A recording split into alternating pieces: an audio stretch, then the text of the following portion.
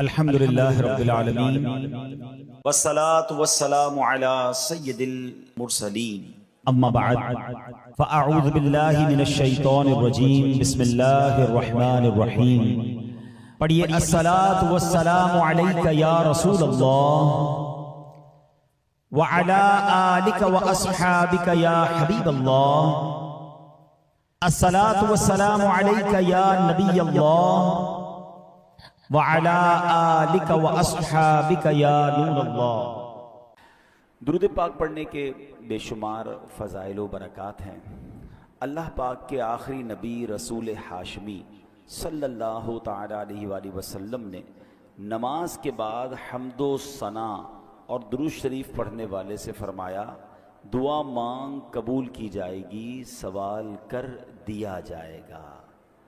تو پتہ یہ چلا کہ جب بھی نماز سے فارغ ہوں تو اللہ پاک کی حمد و ثنا کر کے، جیسے ہم کہتے ہیں نا الحمدللہ رب العالمین والصلاة والسلام علی خاتم النبیین، یہ کوئی بھی خطبے کے الفاظ جس میں اللہ کی حمد بھی ہو، اللہ کی ثنا بھی ہو، اور اس کے بعد درود پاک پڑھ لیں، یعنی یہ اگر آپ نے نماز کے بعد کام کر لیا اور اب دعا مانگیں تو کیسی قبول ہوتی ہے کہ نبی پاک نے کیا فرمایا کہ دعا مانگ قبول کی جائے گی، سوال کر دیا جائے گا۔ تو یہ خاص پھر قبولیت کا وقت ہو جاتا ہے۔ اور ویسے بھی جمعہ کا دن ہے، آج مبارک دن ہے، اور ہم کوشش کرتے ہیں کہ ہر جمعے کو یہ حدیث پاک ایک بار پھر سن لیا کریں کہ اللہ کے نبی علیہ الصلوۃ والسلام نے فرمایا، جس کا مضمون ہے کہ جو کوئی شخص جمعہ کے دن مجھ پر 200 بار درود پاک پڑھے اس کے 200 برس کے گناہ معاف کر دیے جاتے ہیں۔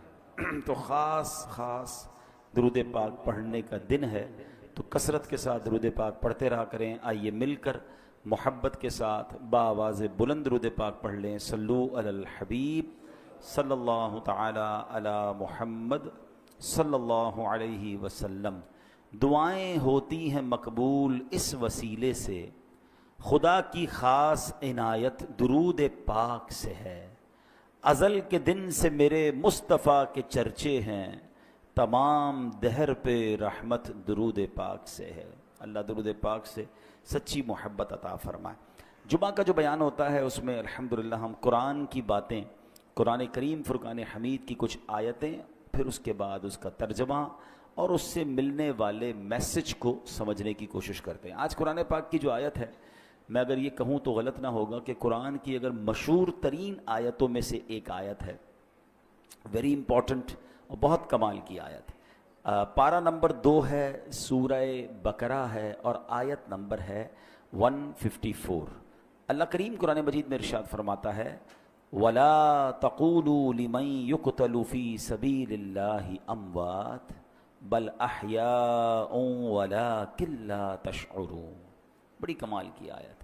اس کا ترجمہ کیا ہے؟ آسان ترجمہ قرآن کنز العرفان۔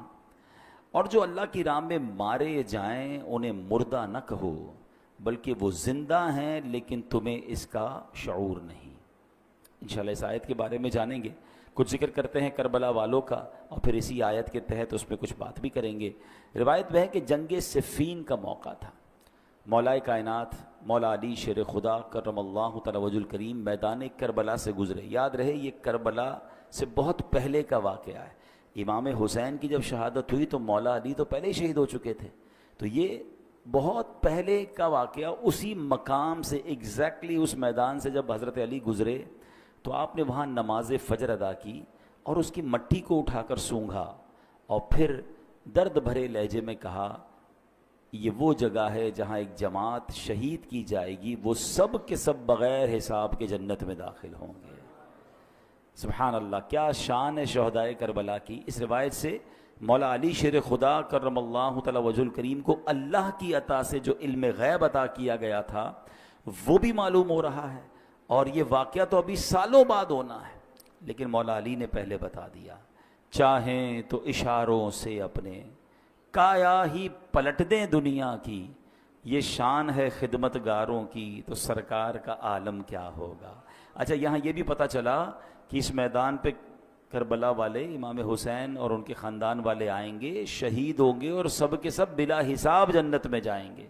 یہ بھی ان کا مقام پتہ چل رہا ہے۔ اب آتے ہیں آیت کریمہ کی طرف۔ اب کربلا میں شریک ہونے والے خوش نصیب حسینیوں کے بڑے بڑے فضائل ہیں. ان میں بعض تو صحابہ تھے، اور ہمارا سچا پکا عقیدہ ہے کہ ہر صحابی جنتی ہے. پھر اس لشکر حسین میں صحابہ بھی تھے، تابعین بھی تھے، یعنی وہ خوش نصیب تھے کہ جنہوں نے صحابہ کرام علیہم الرضوان کی صحبت پائی. یہ بھی بڑے اونچے رتبے والے تھے. پھر ان کا امام عالی مقام امام حسین کے ساتھ کربلا میں شریک ہونا، آپ پر اپنی جانیں قربان کرنا، یہ ایک اور عظیم فضیلت بنتی ہے. اللہ اکبر. اور پھر انہیں ایک اور بڑا مرتبہ کیا ملا کہ اللہ کریم نے انہیں شہادت عطا فرمائی. شہادت بہت بلند مرتبہ ہے، جیسا کہ ہم نے بھی قرآن پاک کی آیت میں سنا، وَلَا تَقُولُوا لِمَن يُقْتَلُ فِي سَبِيلِ اللَّهِ أَمْوَاتٌ بَلْ أَحْيَاءٌ وَلَٰكِن لَّا تَشْعُرُونَ. اور جو اللہ کی راہ میں مارے جائیں انہیں مردہ نہ کہو، بلکہ وہ زندہ ہیں لیکن تمہیں اس کا شعور نہیں. اب ذرا غور کیجئے، شہیدوں کی شان کیسی نرالی ہے. آدمی راہ خدا میں جہاد کرتے ہوئے لڑتے ہوئے مارا گیا، وفات ہو گئی، سر کٹ گیا، روح بدن سے نکل گئی، اسے کفن پہنایا، اس کی نماز جنازہ پڑھی، قبر میں اتارا. ظاہری آنکھیں دیکھ رہی ہیں کہ جناب آدمی کا انتقال ہو گیا ہے، مگر قرآن کیا کہہ رہا ہے؟ فرمایا خبردار یہ شہید ہیں، انہیں ہرگز مردہ نہ کہو بلکہ یہ زندہ ہیں، تمہیں شعور نہیں ہے. ہے نا عجیب بات؟ بھائی آنکھیں کہ دیکھ رہی ہیں کہ انتقال ہو گیا ہے، کفن پہنایا، جنازہ ہوا، قبر میں اتار دیا. بلکہ ایک اور قرآن کی آیت میں کیا ارشاد ہوتا ہے، وَلَا تَحْسَبَنَّ الَّذِينَ قُتِلُوا فِي سَبِيلِ اللَّهِ أَمْوَاتًا. قرآن کہتا ہے جو اللہ کی راہ میں شہید کیے گئے ہرگز انہیں مردہ خیال نہ کرنا. اللہ اکبر. یعنی کہنا تو دور کی بات ہے، اپنے دل میں بھی شہید کو مردہ بھی سوچنا بھی نہیں ہے. دو آیتیں یاد رکھیے کہ ایک جگہ کہا کہ انہیں مردہ نہ کہو، یہ زندہ ہیں، تمہیں شعور نہیں ہے. دوسری جگہ فرمایا ان کے بارے میں مرنے یعنی موت کا، یعنی یہ مردہ ہو گئے، اس بات کا خیال بھی دل میں نہیں لانا ہے. اللہ اکبر. کیوں؟ کیونکہ یہ دنیا سے چلا گیا ہے، اللہ پاک کے ہاں اب بھی زندہ ہے، اسے رزق دیا جاتا ہے. اب ذرا آگے چلتے ہیں. ڈاکٹر اقبال نے ایک سمجھ لے کہ بہت پیاری تشریح زندگی کی ہے. وہ لکھتے ہیں برتر از اندیشہ سود و ضیاء ہے زندگی، ہے کبھی جاں کبھی تسلیم جاں ہے زندگی. مطلب کیا ہے کہ یعنی زندگی نفع و نقصان سے بڑھ کر کوئی چیز ہے. سانسیں لیتے رہنا بھی زندگی ہے، اور اللہ پاک کے نام پر سر قربان کر دینا بھی زندگی ہے. موت کو سمجھے ہیں غافل اختتام زندگی، موت کو سمجھے ہیں غافل اختتام زندگی، ہے یہ شام زندگی صبح دوام زندگی. یعنی یہ غافل لوگ سمجھیں کہ بھئی موت ہو گئی تو زندگی ختم ہو جائے گی. نہیں، بلکہ موت زندگی کا اختتام نہیں ہے. ہاں، موت ایک موڑ ہے جہاں سے بندہ فانی زندگی سے نکل کر دائمی اور حقیقی زندگی کا آغاز کرتا ہے. اور یہی ہمارا عقیدہ ہے. ہم اس دنیا میں ایک فانی زندگی گزارنے آئے ہیں. اصل تو جو دائمی ہماری زندگی ہے، ہمیشہ رہنے والی زندگی ہے، جو لمبا عرصہ رہنا ہے، وہ تو آخرت کا ہے. یہاں تھوڑا ٹائم آئے ہیں. پرابلم پتہ کیا ہے کہ ہم اس تھوڑے ٹائم کی فکر زیادہ کر رہے ہیں، اور جو بڑا ٹائم ہے اس کی فکر چھوڑ دی ہے. مثال کے طور پہ آپ دیکھیں نا کہ کچھ لوگوں سے پوچھا جائے کہ یار میں نے ایک جگہ، اب مثال کے طور پہ آپ جاتے ہیں کہیں ٹریول پہ جاتے ہیں 1 مہینے کے لیے، 15 دن کے لیے، تو آپ 15 دن 1 مہینے کے لیے جا کر وہاں گھر تو نہیں خریدتے نا. آپ کرائے کا گھر لے لیں گے، آپ ہوٹل میں رہ لیں گے، ٹھیک ہے نا. 1-2 بیگ ساتھ لے جائیں گے، پورا گھر اٹھا کے تو نہیں لے جائیں گے. کیوں؟ آپ کہیں گے واپس تو یہیں آنا ہے نا. اصل تو میرا گھر یہ ہے، میں تو ٹریولر کی حیثیت سے، بندہ کرائے کے گھر میں زیادہ خرچ نہیں کرتا. کہتا ہے گھر کرائے کا ہے، اتنا سارا اس کے اوپر لگا دوں گا، میرا تھوڑی ہے، میں تو چھوڑ کے چلے جانا ہے، کچھ عرصے کے لیے آیا ہوں. کراچی میں بھی کچھ لوگ ایسے ہوتے ہیں جو دیگر شہروں سے جاب کرنے آتے ہیں، کاروبار کرنے آتے ہیں، مگر اصل ان کا دھیان کیا ہوتا ہے کہ میری فیملی گاؤں میں ہے یا فلاں علاقے میں ہے، میں نے وہاں جانا ہے، میں نے گھر بھی بنانا ہے تو وہاں بنانا ہے، کیونکہ میرا مستقل ٹھکانہ یہ نہیں ہے. دنیا میں یہ ساری لاجک سمجھ آتی ہیں، مگر یہ کیوں نہیں سمجھ آتا کہ ایکچولی یہ پوری دنیا ہی میرا ٹھکانہ نہیں ہے. میں یہاں مسافر کی حیثیت سے ہوں. کوئی 50 سال کے لیے آیا ہے، کوئی 60 سال کے لیے آیا ہے، کوئی 70 سال کے بعد چلا جائے گا. ماں باپ کی دعا لگ گئی تو 80-100 سال اس کے بعد تو چلا ہی جائے گا نا. وہاں 25-50-100 سال کی کہانی نہیں ہے. ذرا سمجھیے، حضرت آدم سے لے کر آج تک لوگ قبروں میں جا رہے ہیں. کہاں ہیں وہ؟ بتائیے نا کہاں ہیں؟ قبروں میں ہے نا. ہزاروں سال ہو گئے، ہزاروں سال سے قبر میں ہے کوئی بندہ، تو بتاؤ دنیا میں تو 60-70 سال رہا، قبر میں ہزاروں سال سے ہے، تو اس کا مطلب بڑا ٹھکانہ تو قبر تھا. گھر کی فکر زیادہ ہونی چاہیے تھی، قبر کی زیادہ ہونی چاہیے تھی. میں اور آپ مریں گے، وی ڈونٹ نو کہ کب تک قیامت آئے گی. بھائی پتہ نہیں 500 سال، 1000 سال، 2000 سال میں نے قبر میں رہنا ہے. اور قبر ایک باکس کا نام نہیں ہے. یہ غیر مسلموں کا عقیدہ ضرور ہوتا ہوگا کہ جناب بندہ قبر میں جائے اور اس کے بعد اس کا فنش سب ختم. نہیں، ہمارا ایمان ہے کہ قبر میں حساب سوال بھی ہوں گے، قبر میں جناب عذاب اور جزا ہوگی. نبی پاک علیہ الصلوۃ والسلام نے واضح طور پر فرمایا، میرا ایمان، میں نے کلمہ پڑھا اپنے نبی علیہ السلام کا، ان کا فرمان میرے لیے آخری دلیل. میرے آقا فرماتے ہیں جس کا مضمون ہے قبر 2 طرح کی ہوتی ہے. قبرستان جاتے ہیں نا، قبرستان میں اوپر سے قبریں ایک جیسی دکھتی ہیں. ہاں، وہ ایک جملہ ہے نا، محاورہ، قبر کا حال مردہ جانتا. بالکل ٹھیک ہے. آپ مثال کے طور پہ ڈیفینس میں چلے جائیں یا کسی ایسی سوسائٹی میں جائیں کہ جس سوسائٹی میں سوسائٹی والوں نے ایک جیسے بنگلے بنائے ہوں، تو آپ کیا کہیں گے؟ یار بنگلے دیکھ کے تو پتہ ہی نہیں چلتا اندر امیر کون ہے غریب کون ہے. پاکستان میں تو خیر اب ہر اسٹائل کا گھر دیکھ کر اندازہ ہو جاتا ہے. اگر آپ یو کے جائیں یا بیرون ملک میں کئی ایسے ملک ہیں جہاں سب گھر ایک جیسے ہوتے ہیں، اندر رہنے والے کا پتہ ہی نہیں چلتا کہ اس میں سے امیر کون ہے غریب کون ہے، کیونکہ سب کے گھر ایک جیسے ہیں. بالکل اسی طرح قبرستان ہوتا ہے، سب کی قبریں اوپر سے ایک جیسی دکھتی ہیں، مگر ہمیں نہیں پتا کہ کس کی قبر میں عذاب ہو رہا ہے، کس کی قبر جنت کا باغ بنی ہوئی ہے. میرے نبی علیہ الصلوۃ والسلام نے فرمایا نا کہ قبر 2 طرح کی ہوتی ہے. دیر از نو تھرڈ آپشن. ہاں، ایک اور بات سمجھیے، کراچی کی بات کر لیتے ہیں. کراچی میں رہنے کے کتنے سارے آپشنز ہیں، کتنی ساری کیٹیگریز بنتی ہیں. اگر غور کریں، کچھ لوگ ہیں جو روڈ پہ سوتے ہیں، غریب ہیں بیچارے، گھر نہیں ہیں. ایسے بھی آپ کو لوگ کراچی میں ملیں گے. کچھ لوگ ہیں جو بیچارے جھونپڑیوں میں رہتے ہیں، ان سے اوپر ہیں مگر بہت غریب ہیں، بیچارے جھونپڑیاں بنا کے رہتے ہیں. اور اوپر جائیں تو کچھ لوگ ہوں گے جو غریب علاقوں میں رہتے ہیں، جس کو ہم لوور کلاس کہتے ہیں. ٹھیک ہے. پھر اس کے بعد اس سے تھوڑا سا بہتر علاقہ آ جائے گا تو اس کو لوور مڈل کلاس کہتے ہیں. ٹھیک ہے. پھر اس کے بعد مڈل کلاس کے علاقے آتے ہیں. اوپر چلیں تو اپر مڈل کلاس ہے. پھر اس کے بعد اپر کلاس ہے، اور آگے جائیں تو کہتے ہیں ایلیٹ کلاس ہے. یہ کتنے کیٹیگری بن گئی ہیں. کراچی میں میرے حساب سے 15 لاکھ کے گھر میں بھی کوئی رہتا ہے اور 150 کروڑ کے گھر میں بھی کوئی رہتا ہوگا. کتنا فرق ہے نا. تو کیٹیگریز ہیں، مگر قبر میں 2 ہی کیٹیگریز ہیں، یہ سمجھنا ہے. نبی پاک نے فرمایا 2 کے علاوہ تیسری نہیں ہے. قبر 2 طرح کی ہوتی ہے. اب میں نے اور آپ نے چوز کرنا ہے اسی زندگی میں لائف اچھی گزار کر کے ان 2 میں سے کون سی کیٹیگری میں جانا ہے. آقا فرماتے ہیں یا تو جنت کے باغوں میں سے ایک باغ ہوتی ہے، یا تو دوزخ کے گھڑوں میں سے ایک گھڑا. اب پلیز اس بات کو ریئلائز کیجئے، میں ادھر ہمیشہ نہیں رہوں گا. میرا پہلا ٹھکانہ قبر ہے، وہ تو اچھی بنے، 2 میں سے ایک ہی بنے گی نا، یا تو جنت کا باغ یا جہنم کا گھڑا. فیصلہ کیسے ہوگا؟ فیصلہ اس لائف سے ہوگا کہ جو دنیا میں 50 60 70 سال گزار کر لائے، وہ ایسی گزاری کہ اللہ راضی، اس کے حبیب راضی، تو پھر تو جنت کے مزے ہیں قبر میں، پھر تو ٹینشن ہی نہیں ہے. حدیث پاک کے ایک الفاظ ہیں بڑے پیارے ہیں کہ جب اللہ کا نیک بندہ قبر میں جاتا ہے نا، جیسے رب راضی ہو، تو پتہ ہے اس کو فرشتے آ کے کیا کہتے ہیں؟ نم کا نومۃ العروس، سو جا کہ جیسے دلہن سوتی ہے، سکون سے. ہاں، جنت کی کھڑکی کھل جائے اور وہ مزے میں.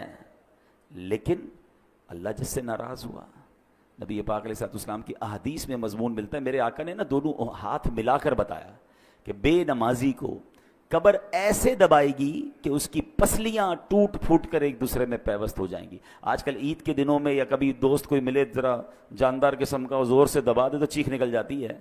تو جب قبر دبائے گی نا تو نبی پاک نے یہ فرمایا. اب یہ تو صرف بے نمازی کی سزا ہے، سود خور ہے، ظلم کرنے والا ہے، قتل کرنے والا ہے، زیادتی کرنے والے ہیں، اللہ کو ناراض کرنے والے کام چھوڑ دیں. ہم یار ہمیشہ نہیں رہیں گے، اس بات کو سمجھ جائیں. میں پھر یہ شعر سناتا ہوں، کیا کمال کی بات ہے، اللہ کرے سمجھ آ جائے. موت کو سمجھے ہے غافل اختتام زندگی، ہے یہ شام زندگی صبح دوام زندگی. اصل زندگی تو اس زندگی کے بعد شروع ہونی ہے. میں اور آپ یہاں پر آئے پھر کیوں ہیں بھائی؟ ہم ایک ٹیسٹ دینے آئے ہیں.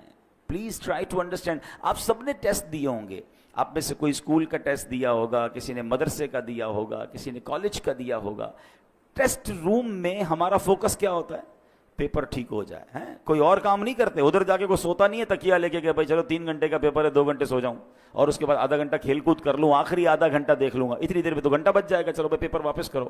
ایگزیکٹلی زندگی ایسی ہی ہے. اور میں نہیں کہہ رہا میں کو قرآن کی آیت سناؤں گا, اور تقریباً وہ آیت سناؤں گا جو آپ سب نے کئی بار سنی ہوگی.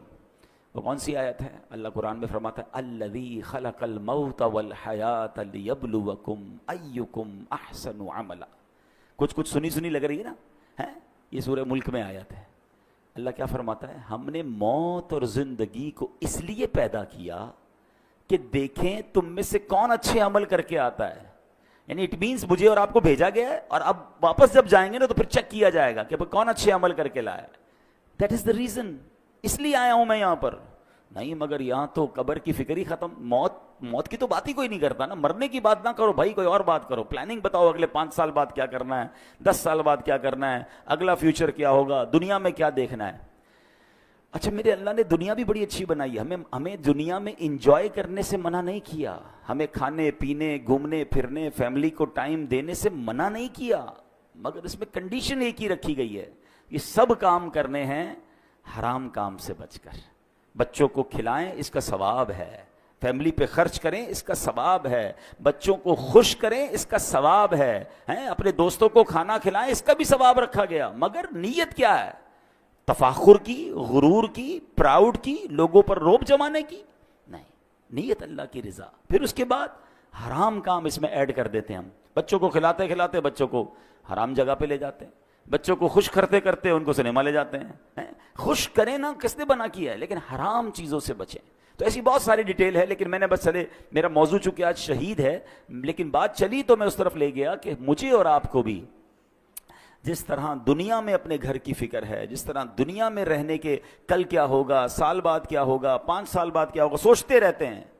تو یار یہ تو سوچو قبر میں کیا ہوگا, وہاں سوالات کے جوابات دے سکوں گا کہ نہیں, میری قبر جنت کا باغ بنے گی کہ نہیں. اچھا قبر پہ ہی معاملہ ختم تھوڑی ہے, قبر کے بعد تو پھر محشر کا دن ہے, اور پھر آگے جنت اور دوزخ کا فیصلہ ہے. لیکن بڑی خوبصورت بات علماء فرماتے ہیں, قبر پہلی منزل ہے. جو ادھر کامیاب ہو گیا نا وہ آگے بھی کامیاب, یعنی پہلا ٹیسٹ پاس ہو گیا ہے تو آگے بھی خیر ہے. ادھر ہی پھنس گیا. حضرت عثمان غنی رضی اللہ تعالیٰ عنہ کتنی عظیم ہستی ہیں, آپ عشرہ مبشرہ میں سے ہیں, ذوالنورین ہیں, قطعی جنتی ہیں, نبی پاک سے کئی بار جنت کی بشارت سنی ہے. مگر جب قبرستان جاتے تھے نا تو زارو کتار روتے تھے, داڑھی آنسوؤں سے تر ہو جاتی تھی. تو کسی نے کہا آپ کے سامنے محشر کا ذکر ہوتا ہے, آپ نہیں روتے, جہنم کا ذکر ہوتا ہے, اتنا نہیں روتے, لیکن آپ جب قبرستان جاتے ہیں تو بہت روتے ہیں. تو کمال کی بات فرمائی, فرماتے قبر ہی پہلی منزل ہے, جو ادھر کامیاب ہو گیا وہ آگے بھی کامیاب ہو گیا. تو please try to prepare beautiful grave for you. اپنی بہترین قبر بنانے کی کوشش کرنی ہے. وہ پیسوں سے نہیں ہوگی کہ میں کہوں بھائی میرے مرنے کے بعد ماربل والی قبر بنا دینا. آپ ماربل نہیں, سونے کی قبر بنا لیں. اگر اللہ ناراض ہے تو اندر عذاب ہو رہا ہوگا. باہر کا قبر کا کوئی کمال نہیں ہے, اندر کی کہانی اور ہے. اللہ کرے یہ بات مجھے بھی سمجھ آ جائے, یہ بات آپ کو بھی سمجھ آ جائے. اب امام حسین رضی اللہ تعالیٰ عنہ کی بات چل رہی ہے, شہیدوں کی بات چل رہی ہے. حضرت زید بن ارقم رضی اللہ تعالیٰ عنہ, شہید زندہ ہوتا ہے نا. اب ذرا سنیے گا واقعہ, میں امام حسین کا واقعہ سنانے لگا ہوں. صحابی رسول ہیں حضرت زید بن ارقم, کہتے ہیں جب یزیدی لشکر نے ظلم پہ ظلم ڈھایا کہ امام علی مقام کے سر انور کو معاذ اللہ جب نیزے پر اٹھا لیا گیا, شہید کر کے سر مبارک کو معاذ اللہ کٹ کر کے اب نیزے پر اٹھا کر اسے گلی گلی لیے پھرتے تھے. اللہ اکبر. وہ سمجھتے تھے کہ ہم ان کو معاذ اللہ ان کی عزت ختم کر رہے ہیں, بلکہ یہ نیزے پر سر مبارک کو لے کر گھومنا بھی ان کی عزتوں کو بڑھا رہا تھا. کیا خوبصورت بات شاعر لکھتے ہیں نا, سر شہیدان محبت کے ہیں نیزوں پر بلند, اور اونچی کی خدا نے قدر و شان اہل بیت. تو وہ کہتے ہیں کہ جب میں نے دیکھا کہ امام حسین کے سر کو لے جایا جا رہا ہے تو میں اپنے مکان کے اوپر والے حصے میں تھا, بالا خانے میں تھا. تو بدبخت یزیدی جب نبی حضرت امام حسین کے سر انور کو لے کر جا رہے تھے نا, تو میں نے امام حسین کے منہ مبارک سے یعنی سر سے تلاوت کی آواز سنی, اور آپ یہ آیت پڑھ رہے تھے سورہ کہف کی, ام حسبت ان اصحاب الکہف ام حسبت ان اصحاب الکہف والرقیم کانوا من آیاتنا عجبا، کیا تمہیں معلوم ہوا کہ پہاڑی، غار اور جنگل کے کنارے والے وہ ہماری نشانیوں میں سے ایک عجیب نشانی تھے۔ اللہ اکبر۔ عبادت ہو تو ایسی ہو، تلاوت ہو تو ایسی ہو، سرے شبیر تو نیزے پہ بھی قرآن سناتا ہے۔ یہاں امام حسین کے چاہنے والوں کو ایک میسج بھی ہے کہ میرے امام تو تلوار پر، نیزے پر بھی قرآن پڑھتے تھے، اور آج پنجتن کے غلام کہلانے والوں کو کیا قرآن پڑھنا آتا ہے؟ اور پھر آتا ہے تو پڑھتے کتنا ہے؟ ایسا نہ کریں۔ حسینی طریقہ یہ ہے کہ ہم روز جو ہے قرآن پاک کی تلاوت کریں۔ عرب کے کسی عقل مند نے بڑی پیاری بات کہی، لکھتا ہے ان الناس یعیشون و یموتون لیکن الشہداء یعیشون و یعیشون، کہتے ہیں انسان جیتے رہتے ہیں پھر مر جاتے ہیں، مگر شہید جیتے ہیں پھر شہید ہو کر ہمیشہ کی زندگی کو پا لیتے ہیں۔ تو شہیدوں کا مرتبہ تو بڑے کمال کے ہیں۔ اللہ اکبر۔ علماء کہتے ہیں کہ شہید کیوں کہا جاتا ہے، لفظ شہید کیوں کہا جاتا ہے؟ تو کہا کیونکہ شہید زندہ ہوتا ہے اور اس کی روح ہمیشہ حاضر رہتی، کیونکہ شہید کے جو لفظی معنی ہے نا وہ ہے حاضر کے، ٹھیک ہے، حاضر، موجود، گواہ، یہ شہید کے ایگزیکٹلی معنی ہے۔ تو جو اللہ کی راہ میں شہید ہوتے ہیں ان کو شہید کیوں کہتے ہیں؟ فرمایا کہ شہید تو زندہ ہوتا ہے، اس کی روح ہمیشہ حاضر ہی رہتی ہے، لہٰذا اسے شہید کہا جاتا ہے۔ ایک وجہ فرمائی کہ اللہ پاک اور فرشتے اس کے جنتی ہونے کے گواہ ہو جاتے ہیں، اس لیے اس کو شہید کہا جاتا ہے۔ جیسے اس کی روح نکلتی ہے، جنتی انعامات دیکھ لیتی ہے، یہ روح نکلتے وقت صرف رحمت کے فرشتوں کو دیکھتا ہے، عذاب کے فرشتوں کو نہیں دیکھتا، اور شہید کے لیے فرشتے اس کے اچھے خاتمے کے گواہ ہوتے ہیں، اس لیے اس کو شہید کہا جاتا ہے۔ اللہ اکبر۔ مفتی احمد یار خان نعیمی رحمۃ اللہ تعالی علیہ نے اس کی بڑی پیاری وجہ لکھی، وہ فرماتے ہیں دیگر مسلمان قیامت کے دن حساب کتاب سے فارغ ہو کر جنت میں پہنچیں گے، اس سے پہلے ان کی قبر میں جنت کی ایک کھڑکی کھولی جاتی ہے، مگر شہید وہ خوش بخت ہے کہ روح نکلتے ہی وہ ڈائریکٹ جنت میں پہنچ جاتا ہے، وہاں کی سیر بھی کرتا ہے، وہاں کے رزق بھی کھاتا ہے۔ تو یہ مرتبہ ہوتا ہے شہید کا۔ اور شہید سے اللہ کریم جب قیامت کے دن پوچھے گا نا کہ اور تمہیں کچھ چاہیے، تو کہیں گے یا اللہ تو نے جنت کی سیر کی اجازت دی ہے، ہم جنت کا نعمتیں کھاتے ہیں، اور کیا چاہیے؟ اور کچھ چاہیے۔ جب 3 بار سوال ہوگا، اللہ اکبر، تو پھر شہید کہے گا کہ یا اللہ مجھے واپس بھیج دے، میں پھر تیری راہ میں شہید ہونا چاہتا ہوں۔ شہادت کا مرتبہ اور اس کا لطف اور اس کا مزہ یہ ہے کہ بندہ پھر شہید ہونا چاہتا ہے۔ تو یہ ہے شہیدوں کا مرتبہ اور کمال۔ اے میرے پیارے اسلامی بھائیوں، اب نبی پاک علیہ الصلوۃ والسلام ایک بار منبر پر خطبہ ارشاد فرما رہے تھے۔ ایک صحابی حاضر ہوئے، یا رسول اللہ صلی اللہ علیہ وسلم، اگر میں ثواب کی امید پر راہ خدا میں لڑوں، بہادری بھی دکھاؤں، پیٹھ پھیر کر نہ بھاگوں، آخر شہید ہو جاؤں تو کیا میرے سارے گناہ بخش دیے جائیں گے؟ فرمایا ہاں تمہارے سارے گناہ بخش دیے جائیں گے، مگر قرض کی معافی نہیں ہوگی۔ ابھی تک تو ہم شہید کا مرتبہ سن رہے ہیں نا، مگر اب ذرا یہ بات غور سے سنیے۔ نبی پاک ایک حدیث میں میرا آقا نے فرمایا اول ما یحراق من دم الشہید یغفر له ذنبه كله الا الدین۔ آقا فرماتے ہیں شہید کے خون کا پہلا قطرہ گرتے ہی اس کے سب گناہ بخش دیے جائیں گے، ہاں قرض معاف نہیں ہوتا۔ نبی پاک علیہ الصلوۃ والسلام کا یہ معمول تھا کہ جب جنازہ آتا نا تو آپ پوچھتے تھے کہ اس پر کوئی قرض تو نہیں ہے، اور جب قرض ہوتا تو آقا فرماتے میں جنازہ نہیں پڑھاؤں گا، یا فرماتے کہ کوئی قرض کا ضامن بن جائے پھر میں جنازہ پڑھاؤں گا۔ حالانکہ جس کے اوپر قرض ہو، اس کا انتقال ہو، اس کا جنازہ پڑھنا جائز ہے، مگر نبی پاک علیہ الصلوۃ والسلام اس کی اہمیت بیان کرنے کے لیے فرمایا کرتے تھے۔ تو نبی پاک نے ایک بار فرمایا، ایک جنازہ لایا گیا نا، حضرت انس بیان کرتے ہیں کہ نبی پاک علیہ الصلوۃ والسلام کی بارگاہ میں ایک جنازہ لایا گیا، تو پیارے آقا نے پوچھا کہ اس پر کوئی قرض ہے؟ لوگوں نے عرض کی جی ہاں یا رسول اللہ اس پر قرض ہے۔ ارشاد فرمایا ایسے آدمی پر میرا جنازہ پڑھنا کیا فائدہ دے گا جس کی روح قرض کے بدلے اس کی قبر میں گروی رکھی ہوئی ہے، گروی رکھی ہوئی ہو اور آسمان کی طرف بلند نہ ہو۔ اگر تم میں سے کوئی اس کے قرض کا ضامن بنتا ہے تو میں اس کی نماز جنازہ پڑھا لیتا ہوں، کیونکہ میرا اس کی نماز جنازہ پڑھنا اسے نفع دے گا۔ یعنی قبر میں روح گروی رکھ دی جاتی ہے، ہیں، آسمان کی طرف بلند نہیں ہوتی ہے اگر کوئی مقروض ہو کر مرتا ہے۔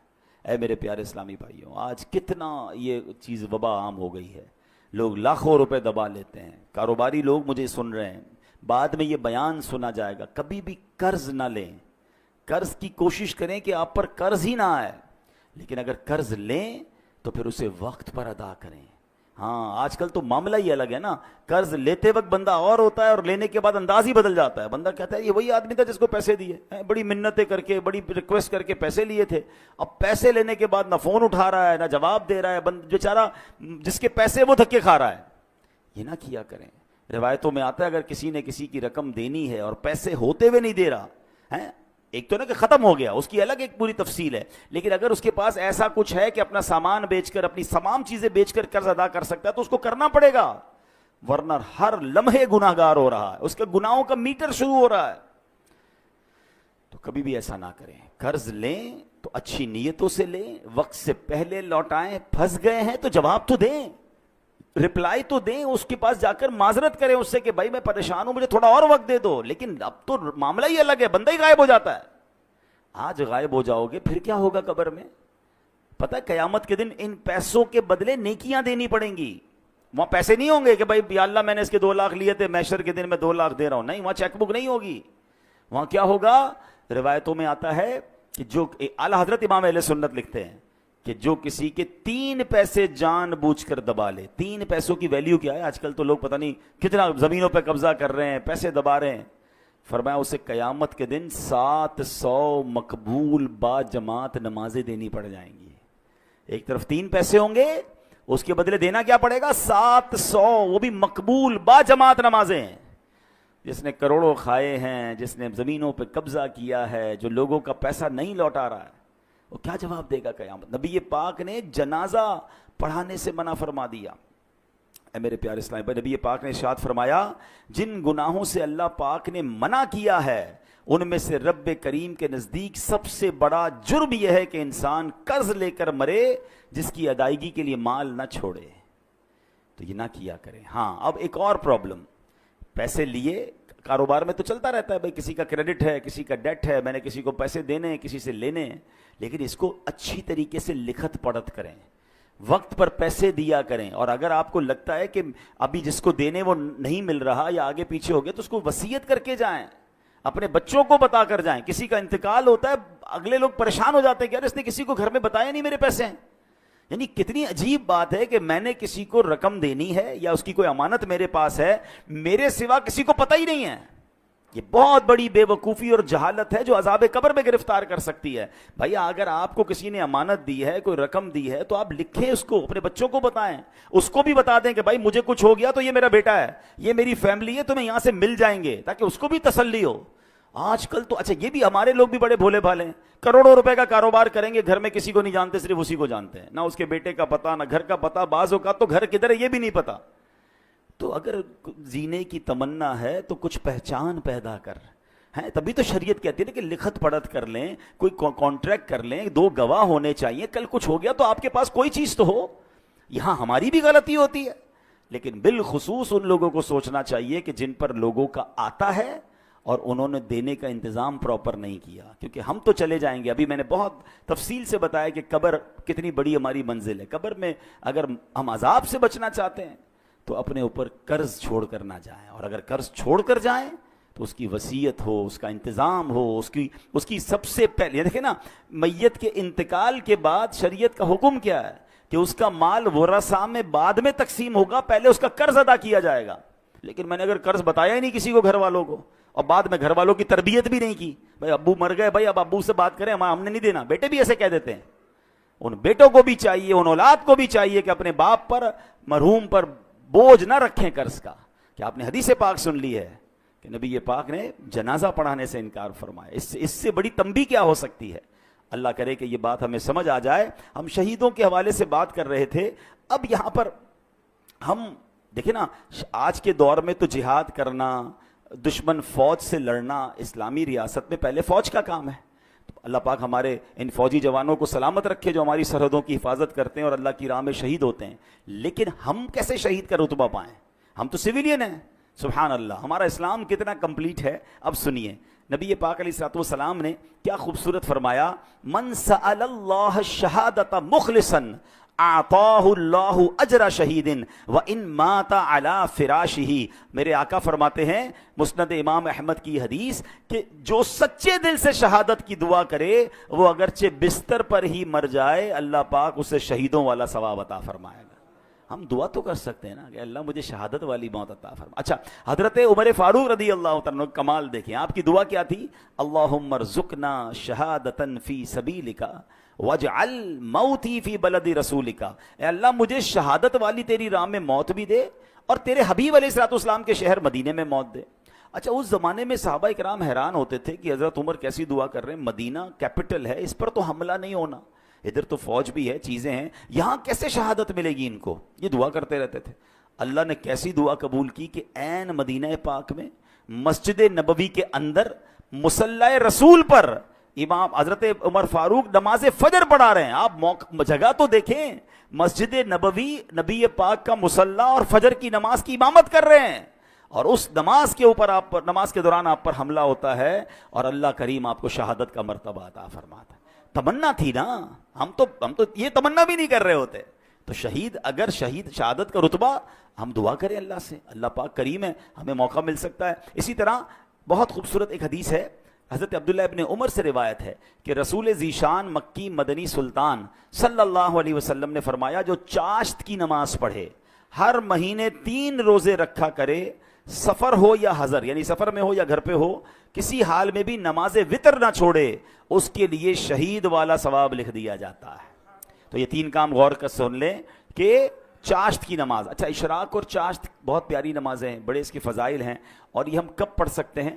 جب فجر کا وقت ختم ہوتا ہے نا، آپ ٹائم ٹیبل پہ دیکھ سکتے ہیں، اس کے 20 منٹ گزرنے کے بعد آپ اشراق اور چاشت کے نوافل پڑھ سکتے ہیں۔ اس کے کم از کم 2 رکعتیں پڑھ لیں، زیادہ بھی پڑھ سکتے ہیں، اور سبحان اللہ اشراق و چاشت کی بڑی فضیلتیں ہیں۔ اور پھر یہ جو ہر مہینے 3 روزے رکھنے ہیں، اس میں اچھا یہ ہے کہ ایام 20 کے روزے رکھ لیے جائیں۔ ہر اسلامی تاریخ کی 13، 14، 15 تاریخ کو ایام 20 کہا جاتا ہے۔ ان دنوں میں اگر آپ روزے رکھ لیں گے انشاءاللہ تو سبحان اللہ یہ سنت کی ادائیگی کی نیت سے پیر کا روزہ بھی رکھ سکتے ہیں۔ تو یہ 3 روزے اگر اللہ کرے ہماری عادت بن جائے تو شہادت کا مرتبہ مل رہا ہے، تو اور کیا چاہیے؟ حضرت ابو قتادہ انصاری رضی اللہ تعالیٰ عنہ فرماتے ہیں، نبی پاک علیہ السلام سے ہر پیر کے روزے کے بارے میں عرض کیا گیا کہ حضور آپ پیر کا روزہ رکھا کرتے ہیں، تو ارشاد فرمایا اسی دن میری ولادت ہوئی اور اسی دن مجھ پر وحی نازل ہوئی تھی۔ تو بہرحال اللہ کریم ہمیں ان نیکیوں پر عمل کرنے کی توفیق عطا فرمائے۔ اور آج جو ہم نے شہادت کے بارے میں سنا، اس کے بارے میں بھی، پھر قبر کے بارے میں ہم نے سنا کہ قبر کی تیاری کیسے کرنی ہے، پھر ہم نے قرض کے بارے میں سنا کہ قرض کے معاملات پر کتنا خیال رکھنا ہے۔ زندگی کا ایک اصول بنا لیں کہ میرے اوپر، میری ذات پر کسی کا کچھ رہ نہ جائے، جو بھی ہے ڈھونڈ کر تلاش کر کے اس کو پہنچائیں۔ دیر ہو گئی ہے تو معافی دنیا میں مانگ لیں، کیونکہ آخرت میں ہم حساب نہیں کر سکیں گے۔ اور ہم نے ایک اور چیز دیکھی ہے کہ جس کسی نے کسی کے پیسے کھائے ہیں، مال دبایا ہے، دنیا میں بھی اسے برباد ہوتے دیکھا ہے، اور جس کا کھایا گیا ہے نا، ہم نے حیرت انگیز طور پر ایسا دیکھا ہے کہ اللہ نے اس سے زیادہ اسے عطا فرما دیا ہے۔ تو مظلوم کی مدد غیب سے ہوتی ہے، ظالم برباد ہوتا ہے۔ اللہ ہمیں یہ سوچ نصیب فرمائے۔ اور یہاں پر ایک آخری بات کر کے اپنی گفتگو ختم کرتا ہوں کہ ہم نے قرآن کی آیت سے اپنے بیان کو شروع کیا تھا کہ اللہ کی راہ میں شہید ہونے والے کو مردہ نہ کہو، تمہیں شعور نہیں ہے وہ اللہ کی بارگاہ میں زندہ ہیں۔ تو اب ذرا ٹیکنیکلی اور لاجیکلی سمجھ لیں کہ اگر کسی نبی کا امتی شہید ہو جائے، ٹھیک ہے، وہ شہید ہو جائے تو وہ اللہ کی بارگاہ میں زندہ ہے، تو پھر نبی کی جو زندگی ہے اس کا عالم کیا ہوگا؟ وہ تو اس امت کے بھی آقا ہیں۔ تو سبحان اللہ، احادیث میں بھی یہ مضمون ملتا ہے کہ اللہ نے زمین پر حرام قرار دیا ہے کہ وہ انبیاء کے جسموں کو کھائے۔ انبیاء حیات ہوتے ہیں اور وہاں انہیں رزق دیا جاتا ہے۔ یہ کمال ہے اللہ کی عطاؤں سے۔ تو بہرحال آج قرآن و حدیث کے ذریعے ہم نے یہ شہید کے فضائل سنے ہیں۔ اللہ کریم ہمیں بھی ایمان اور عافیت کے ساتھ، اے کاش مدینہ منورہ میں شہادت کی موت نصیب فرمائے۔ آئیے حضرت عمر فاروق اعظم رضی اللہ تعالیٰ عنہ کی اسی دعا پر اپنے بیان کو اختتام کرتے ہیں۔ آپ چاہیں تو مل کر آمین کہہ دیجئے گا۔ اللہم ارزقنا شہادتا فی سبیلک واجعل موتنا فی بلد حبیبک صلی اللہ تعالی علیہ وسلم۔ الحمد للہ رب العالمین والصلاة والسلام علی سید المرسلین اما بعد فاعوذ باللہ من الشیطان الرجیم بسم اللہ الرحمن الرحیم پڑھیے الصلاة والسلام علیک یا رسول اللہ وعلی آلک واصحابک یا حبیب اللہ الصلاة والسلام علیک یا نبی اللہ وعلی آلک واصحابک یا نور اللہ۔ درود پاک پڑھنے کے بے شمار فضائل و برکات ہیں۔ اللہ پاک کے آخری نبی رسول ہاشمی صلی اللہ تعالی علیہ وآلہ وسلم نے نماز کے بعد حمد و ثنا اور درود شریف پڑھنے والے سے فرمایا، دعا مانگ قبول کی جائے گی، سوال کر دیا جائے گا۔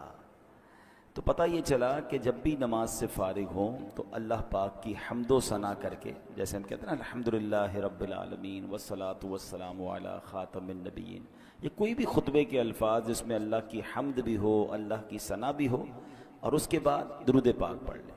یعنی یہ اگر آپ نے نماز کے بعد کام کر لیا اور اب دعا مانگیں تو کیسی قبول ہوتی ہے کہ نبی پاک نے کیا فرمایا کہ دعا مانگ قبول کی جائے گی، سوال کر دیا جائے گا۔ تو یہ خاص پھر قبولیت کا وقت ہو جاتا ہے۔ اور ویسے بھی جمعہ کا دن ہے، آج مبارک دن ہے، اور ہم کوشش کرتے ہیں کہ ہر جمعے کو یہ حدیث پاک ایک بار پھر سن لیا کریں کہ اللہ کے نبی علیہ الصلوۃ والسلام نے فرمایا، جس کا مضمون ہے کہ جو کوئی شخص جمعہ کے دن مجھ پر 200 بار درود پاک پڑھے، اس کے 200 برس کے گناہ معاف کر دیے جاتے ہیں۔ تو خاص درود پاک پڑھنے کا دن ہے، تو کثرت کے ساتھ درود پاک پڑھتے رہا کریں۔ آئیے مل کر محبت کے ساتھ بآواز بلند درود پاک پڑھ لیں۔ صلو علی الحبیب صلی اللہ تعالی علی محمد صلی اللہ علیہ وسلم۔ دعائیں ہوتی ہیں مقبول اس وسیلے سے، خدا کی خاص عنایت درود پاک سے ہے۔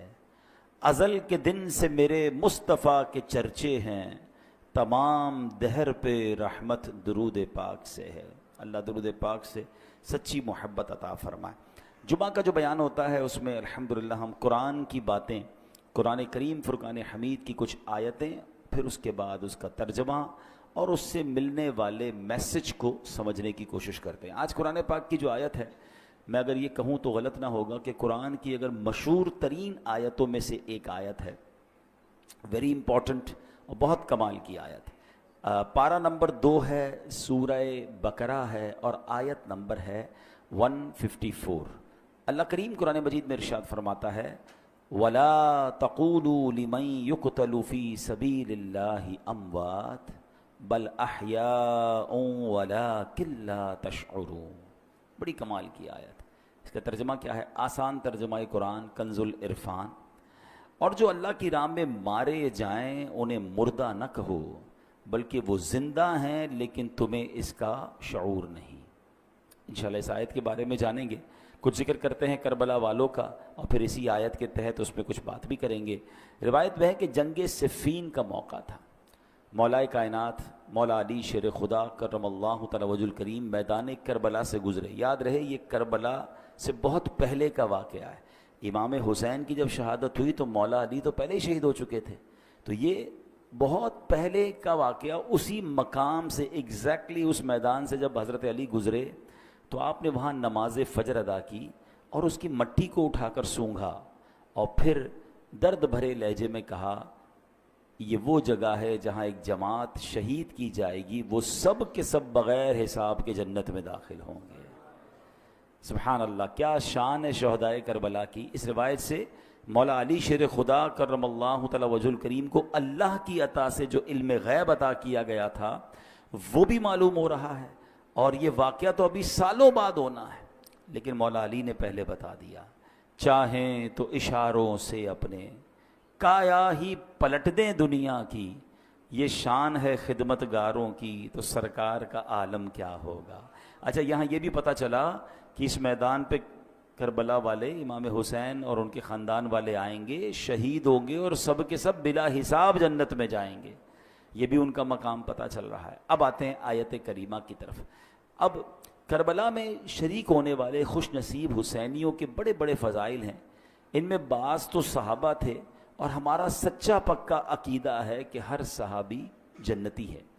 پھر اس لشکر حسین میں صحابہ بھی تھے، تابعین بھی تھے. یعنی وہ خوش نصیب تھے کہ جنہوں نے صحابہ کرام علیہم الرضوان کی صحبت پائی. یہ بھی بڑے اونچے رتبے والے تھے.